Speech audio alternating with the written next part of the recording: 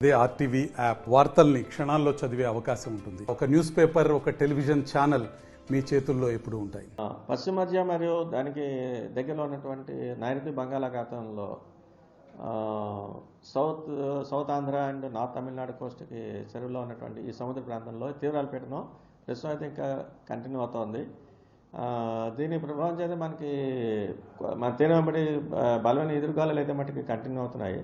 గంటకి 35 నుంచి 45 కిలోమీటర్లు, అలాగే 55 వరకు కూడా వెళ్ళే అవకాశం ఉంది.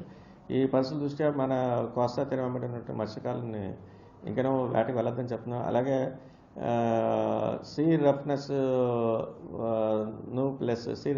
ప్లస్ ఈ స్క్వాలీ విండ్స్ ప్రభావం ఇవి దృష్టిలో పెట్టుకుని, ప్లస్ మనకి కోస్ట్కి దగ్గరలో ఈ తీవ్ర అల్పపీడనం ఉండటం చేత మన కోస్తా తీరం వెంబడి ఉన్నటువంటి నౌకాశ్రయాలు అందరికీ కూడా 3 నెంబర్ ప్రమాద హెచ్చరిక ఎగరవేయాల్సిందిగా కూడా చెప్తున్నాం.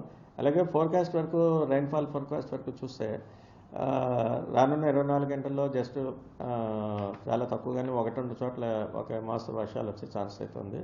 అలాగే next coming 2 to 3 days 3 days వరకు దక్షిణ కోస్తాకి అయితే మటుకి ఒక మోస్తరు వర్షాలు అక్కడక్కడ, అలాగే ఉరుములతో జల్లులు 1-2 చోట్ల భారీ వర్ష సూచన కూడా వేస్తున్నాం. ముఖ్యంగా నెల్లూరు, తిరుపతి, ప్రకాశం ఈ జిల్లాల్లో నెక్స్ట్ కమింగ్ 2 to 3 డేస్లో 1-2 చోట్ల భారీ వర్ష సూచన వచ్చే అవకాశం ఉంది.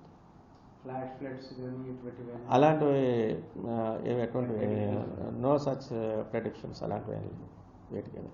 ఎందుకంటే కంటిన్యూస్ రైన్స్ ఇప్పుడు ప్రస్తుతానికైతే లేవు కాబట్టి ఫ్లాష్ ఫ్లడ్ గైడెన్స్ కానీ వాటి ఉన్నట్టు కానీ మనం ఏం చెప్పట్లేదు. Flash floods in the case of any heavy rains కంటిన్యూస్గా 3 to 4 డేస్ అలా వస్తుంటే ఫ్లాష్ ఫ్లడ్స్ వచ్చే అవకాశం ఉంది. అటువంటి కండిషన్స్ ప్రస్తుతం ఏం లేవు. మరిన్ని వీడియోస్ కోసం ఛానల్ ని సబ్స్క్రైబ్ చేయండి. లేటెస్ట్ అప్డేట్స్ కోసం వాట్సాప్ ఛానల్ ని ఫాలో చేయండి. అండ్ లింక్ డిస్క్రిప్షన్ లో ఉంది.